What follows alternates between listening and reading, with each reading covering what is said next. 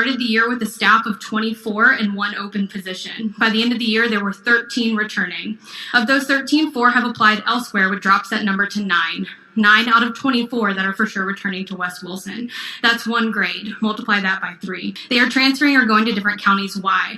Everyone seems to blame it on pay. While that is a big issue, that is not the only issue. Student behavior is out of control. Teachers see admin and the ATC backing parents over them. Teachers hear the message being sent at every one of these board meetings where we are called indoctrinators and seen as the villains when all we want to do is teach. We have more and more added to our plate with nothing taken off. We are constantly being questioned by people who do not have degrees in education, by questioning books and curriculum, all while being paid less in surrounding counties.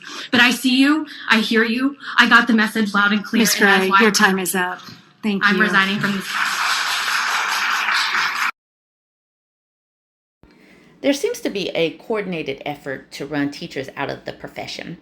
The way these school boards are antagonizing teachers and banning books and just seeming to really focus on wanting an illiterate populace is amazing to me. And I do not blame these teachers for leaving, but what is their end game? Let's get into this article a little bit.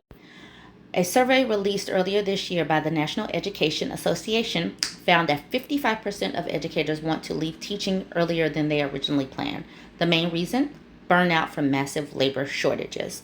So, 1 in 6 teachers wanted to leave before the pandemic. This increased to 1 in 4 after the pandemic. So while teacher shortages predate the pandemic, particularly substitute teaching, there are other subjects like math, science, special education, and bilingual education that are experiencing shortages as well. And there are other positions like drivers and school nurses and food service that are also experiencing shortages. And it seems like these people in charge are determined to make it worse. Man, this is crazy. The pandemic kicked off the largest drop in education employment ever. According to the Bureau of Labor Statistics, the number of people employed in public schools, not just the teachers, dropped from almost 8.1 million in March of 2020 to 7.3 million in May. Man, employment has grown back to 7.7 million since then, but schools are still short 360,000 positions. According to the Bureau of Labor Statistics, there are currently 567,000 fewer educators in America's public schools today than there were before the pandemic. And it just seems that people are, they're just running these people off for whatever reason.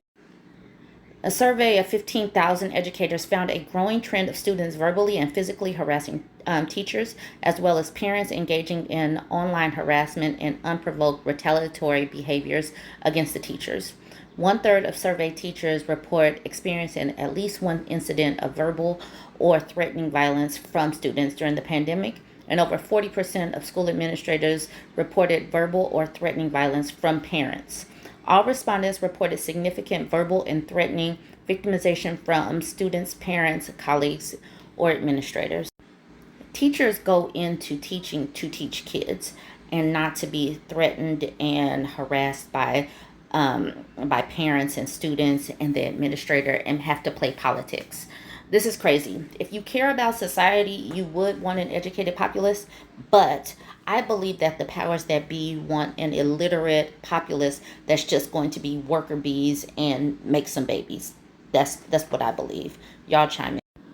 Wallet Hub puts out a ranking of states by education. So I want to get into this a little bit as I am talking about teacher shortages. For millions of Americans, a good education is the ticket to a better future. Now, if politicians do not want these people to have a better future, they sabotage education, in my opinion. College opens up doors to more career opportunities, higher earnings, and new social connections, among other benefits. But if you do not want your populace to have opportunities, what do? Sabotage your education maybe. Okay, but how much schooling one receives also matters to some extent. Generally, the higher the education one completes, the higher their income potential and the lower their chances of unemployment becomes. Some states are able to provide better quality education than others. In this study, Wallet Hub compared 50 states across 18 metrics that examined the key factors of a well-educated population, educational attainment, and school quality and achievement gaps between gender and races. So I did the metrics, and I did starting at the bottom. Let's look. The worst state for education: West Virginia, then Mississippi, then Louisiana, then Arkansas, then Alabama, Oklahoma, Kentucky, Nevada, New Mexico, Texas, and Tennessee.